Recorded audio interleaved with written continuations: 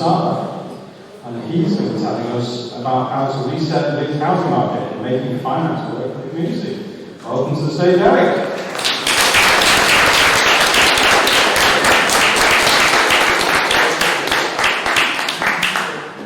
What I want to talk to you about today is how we can fix this issue of renters and landlords basically being a massive civil war, like combatants on the battlefield. Point the slaughter, so there might be a different way we can actually make this work.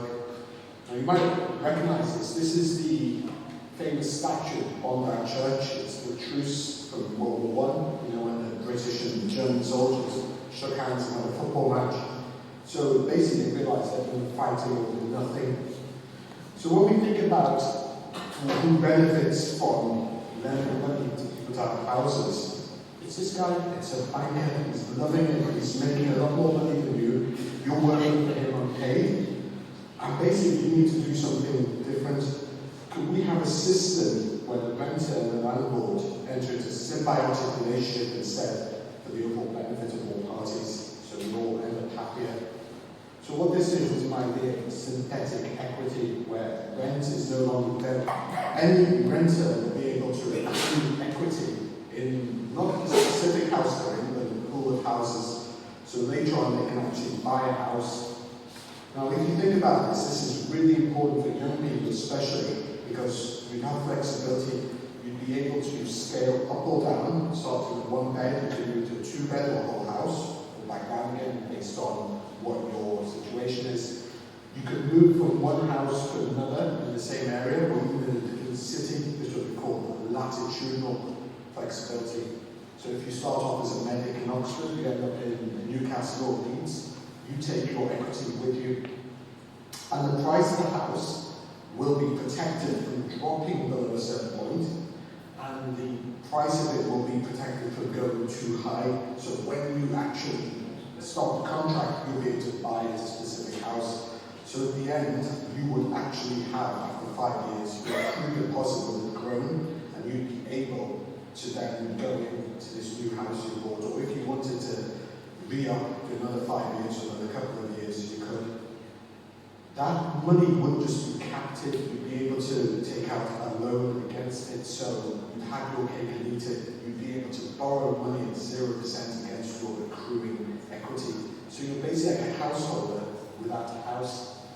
So let's just recap. We've basically got renters with flexibility. They can move house or scale up or down, and they've got temporal flexibility.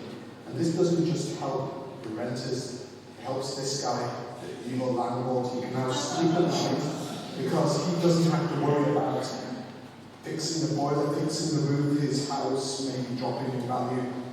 The simple fact of the matter is everybody will benefit in this situation, especially in the larger community, because when you have tenants who have a stake in the house they're living in, they're going to treat it better, they can work in the community, they can be litter picks, and everybody will have a stake. This would enable a high-trust community. Society could basically do house swaps. You wouldn't have to pay to go to a hotel in Devon or Cornwall. You could do a house swap with somebody on a similar scheme then. So we could even do this in other countries. We could do this to make it easy for you to move to Amsterdam for 3 months or 2 years, or wherever else, and vice versa. The whole point is we've got to take away you being locked in like a serf to a specific house. So this is the idea of subsidiarity. All decisions should be fixed at the smallest local level that makes sense. We shouldn't have a top-down government doing this. We have to give every human a stake in the situation of housing. Housing should be there to provide shelter and dignity without people extracting rent from others. And this is something I was told it was called in Catholic social teaching, universal destination of goods. It's a principle that says that, well, the land was created by however it was created. How are you to say you own it and everybody should pay you? So this is a new paradigm. It's not seizing anything from anyone. It's not extracting rent from anyone else. It's basically saying we can have a different model to make community resources work in the most those people. So is it communism? Is it capitalism? It's both, it's neither. What we're saying is we are not going to seize anything from anyone, but we can find a better way to use the resources and the land and the housing we have for everybody's benefit. Thank you very much.